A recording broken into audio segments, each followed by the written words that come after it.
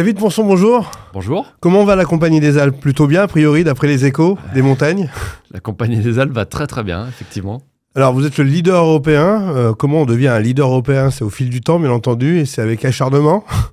Avec acharnement, avec envie, détermination, ouais, effectivement. Et leader européen, parce que déjà, notre champ de jeu, c'est l'Europe. Hein, ça a été redéfini dans la stratégie en 2021. Donc voilà, et on est présent en montagne depuis les années 89-90, hein, où on a commencé la création de la Compagnie des Alpes dans les Alpes, dans le domaine du ski, et une diversification en 2002 dans les parcs de loisirs. Et petit à petit, avec un certain nombre d'acquisitions, on a atteint une certaine taille. Tout chaud là, Ouais. Terrescence, 33% de participation. Mm-hmm. Pourquoi cette stratégie? Qu'est-ce qui vous a amené à cela? C'est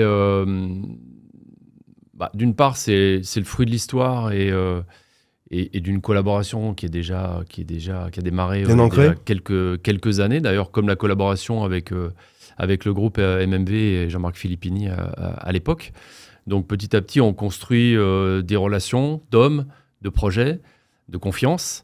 Et puis, si un jour l'occasion se présente, et là, les occasions se sont présentées au fil de l'eau, on a construit une histoire aussi de partenaires capitalistiques, de sociétés, de projets. Et ça se concrétise aujourd'hui, ça s'est concrétisé avec MMV il y a quelques années. C'est un coup d'accélérateur pour les Dichaux, peut-être, non? C'est un autre coup d'accélérateur ou pour faire un peu encore plus sens sur l'action qu'on a dans l'hébergement et l'hospitalité. Parce que les savoir-faire des équipes de Géraud Cornillon, historiquement, en Terrescence, c'est complémentaire de MMV, c'est complémentaire de toutes les actions qu'on a en montagne. Et c'est des savoir-faire d'exploitation, de création de projets sur mesure, complexes, de plus en plus complexes d'ailleurs, dans un monde où, on sait, le foncier se raréfie, les projets deviennent de plus en plus complexes, il y a des nouvelles contraintes de construction, de réhabilitation. Et ça, c'est quelque chose que Terrescence sait faire, donc une corde de plus à notre arc. Il y a une urgence dans la rénovation en montagne? Oui, il y a une urgence à continuer, à continuer cette action de rénovation. D'une part, parce qu'on ne peut pas multiplier les projets nouveaux. Voilà, la raréfaction du foncier, mais aussi le zéro artificialisation nette, et puis quelque part les lois nous courent après. Voilà, mais il n'y a pas que ça. Il y a aussi nos engagements. L'environnement, oui, bien sûr. Il y a aussi nos engagements pris. Donc l'impact, il faut le porter sur la rénovation, la réhabilitation thermique. Bon, le moral est au beau fixe à la Compagnie des Alpes, puisque le semestre a été très bon d'après les résultats que vous avez publiés. Oui, le moral est au beau fixe. On est à fond, comme d'habitude. Et ouais, effectivement, on vient de publier des résultats sur le semestre qui sont très bons dans toutes les divisions d'ailleurs. Ce qui est pour le coup, ça est encore plus encourageant. Ouais. Les secrets de fabrique, vous n'avez pas à nous les donner, mais on peut les imaginer. C'est du RH, c'est de l'investissement, c'est de la capitalisation. Utiliser les savoir-faire de nos collaborateurs, parce qu'en fait, ils sont mus par une énergie, une motivation, une passion et un engagement incroyable au service de leur job, de leur territoire dans lequel ils évoluent. Donc nos savoir-faire, c'est justement de leur faire confiance, de leur donner des moyens. Et c'est des savoir-faire de management, j'espère. C'est des savoir-faire de projet. C'est des savoir-faire ou des envies de prendre des risques pour transformer des projets. Alors là, en l'occurrence, ça semble porter ses fruits. Parfois, il y a des choses qu'on ne réussit pas forcément bien. On apprend à chaque fois. Vous autorisez l'expérimentation? Ah oui. C'est obligatoire aujourd'hui. Évidemment, parce que si on ne teste pas, on n'a pas de résultat. Justement, en innovation, qu'est-ce qu'a apporté la Compagnie des Alpes au ski, à la montagne ces dernières années, dans le tourisme comme dans son quotidien, dans son fonctionnement? Je ne sais pas si c'est la Compagnie des Alpes en tant que telle qui a apporté. En tout cas, on essaye, comme les autres, de faire notre part. Et peut-être parce qu'on a un groupe avec une assiette financière, économique, une palette de compétences incroyable, de pouvoir s'autoriser une prise de risque peut-être que d'autres n'oseraient pas faire. On a porté notre petite touche ou nos touches sur un certain nombre de sujets d'innovation. Il y a un vrai capital confiance, de toute façon. Technique, environnementale, digitale. L'innovation, c'est ce qui va sauver la montagne de demain? Ce qui va... Alors, je ne sais pas si la montagne est à sauver, d'ailleurs. D'accord, elle se porte plutôt bien cette année. Mais il y a 2 ans, on disait il n'y a plus de neige, c'est la fin du monde. J'exagère. Mais aujourd'hui, on sent que le moral après Alpipro était plutôt positif. Oui, et avant Innsbruck. L'actualité de tous les jours dans le monde, c'est effectivement c'est la fin du monde. Mais la montagne... On est d'accord là-dessus. Oui, on est complètement d'accord. On voit plus à long terme, on voit l'instant. Oui, c'est ça.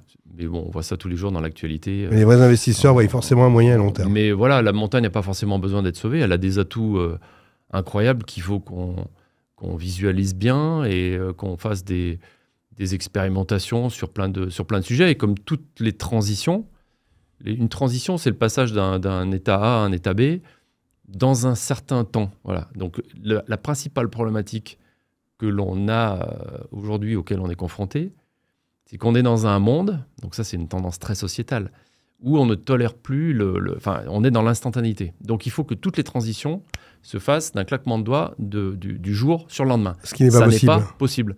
Donc il faut prendre des initiatives, faire des expérimentations. Ça, c'est un peu les politiques qui nous ont amenés à ça. Hein. Je ne sais pas si c'est les politiques, mais c'est tout. C'est la digitalisation, c'est le monde du smartphone, c'est le monde... Voilà, c'est toutes ces tendances. On ne supporte plus d'attendre et les transitions doivent s'opérer du jour au lendemain. Bah, la montagne, comme le littoral, comme tous les autres territoires, vont vivre... Alors c'est peut-être un peu plus...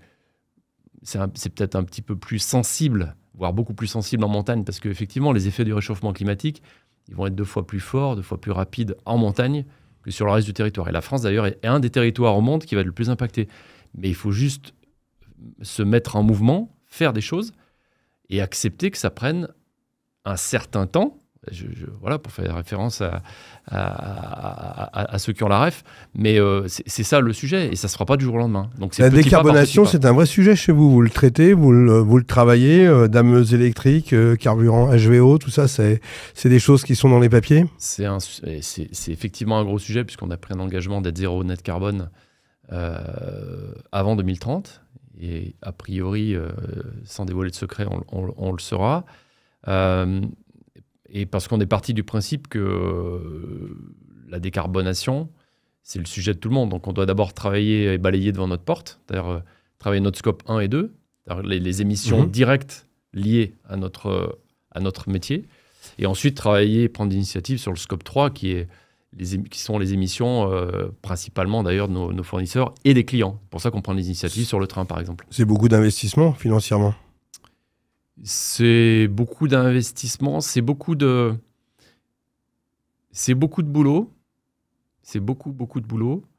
Je sais que tu te réveilles, tu te lèves tôt le matin. Je fais partie aussi de ces personnes qui se lèvent très tôt le matin, parce que mon grand-père m'a toujours dit le monde appartient à ceux qui se lèvent tôt. Voilà, donc il faut bouger les lignes, il faut prendre des initiatives et il faut mener des projets.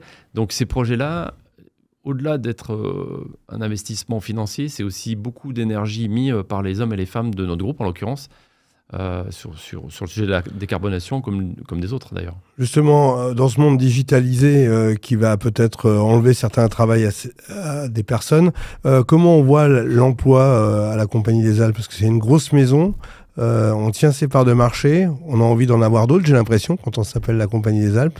On essaie déjà alors, l'intelligence artificielle ou la digitalisation, effectivement... On y est déjà dedans un petit peu. Faire évoluer, on y est même beaucoup dedans, va faire évoluer les métiers. Donc, il faut juste lâcher prise et faire évoluer nos métiers, nos organisations. Donc, c'est un peu, sans prendre des termes RH pompeux, c'est de la GPEC, de la gestion prévisionnelle des emplois et des compétences. Et à la Compagnie des Alpes, on essaye de prendre des initiatives, mener des projets qui vont dans ce sens.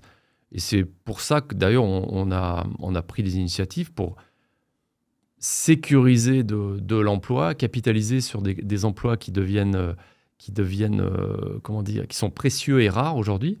Et je pense à l'initiative quand on a repris à la barre du tribunal l'entreprise Sommerme, qui est une entreprise de montage il y a 1 an et demi maintenant.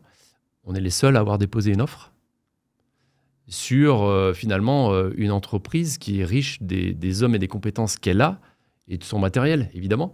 Mais quand on s'est positionné sur ce sujet-là, c'était pour sécuriser une vingtaine d'emplois à très haute qualification et des emplois qui manquent aujourd'hui sur notre territoire. Et ça, pour le coup, c'est pas l'IA qui va aller faire du montage en remontée mécanique à haute altitude sur des travaux. La valorisation industrielle est indispensable pour la montagne de toute manière. La valorisation industrielle, elle est indispensable. Et on a des métiers très spécifiques dans nos territoires qu'il faut sauvegarder, qu'il faut protéger, qu'il faut faire évoluer. Et on essaye de mener des actions en ce sens. L'avenir, comment on voit l'avenir de la montagne à la Compagnie des Alpes selon les exigences des clients? Parce que tout ça, c'est pour eux, finalement, qu'ils soient étrangers ou français. C'est principalement pour eux. C'est principalement pour nos clients, puisque finalement, si on revient un petit peu en arrière, le plan neige a amené une nouvelle économie à l'époque en montagne, une économie du tourisme, une économie des domaines skiables. Donc on a inscrit cette économie et des hommes et des femmes en montagne.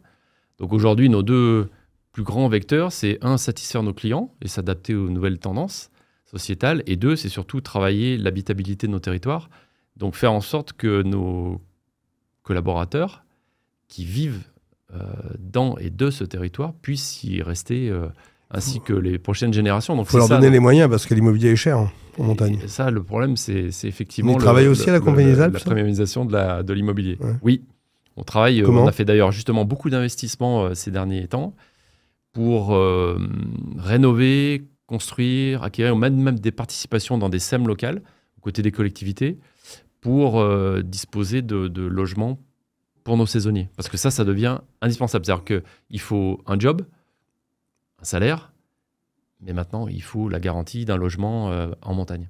David, c'est quoi le bon équilibre entre l'évolution climatique, l'économie, le sociétal et puis l'attractivité du territoire?